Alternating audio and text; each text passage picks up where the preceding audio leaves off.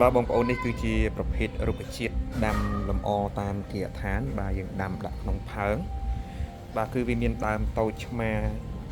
ត្រង់បែបនេះបាទហើយស្លឹករបស់វាគឺតូចល្អិតដែរបាទទន់ពណ៌បៃតងស្រស់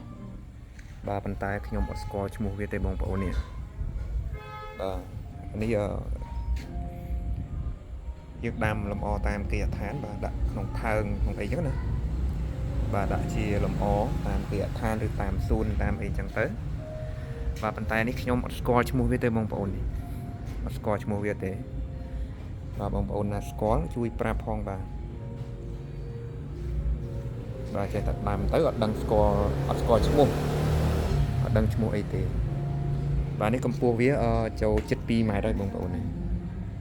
បាទហើយពណ៌វាគឺពណ៌បៃតងស្រស់ស្លឹកវាទន់ល្អិត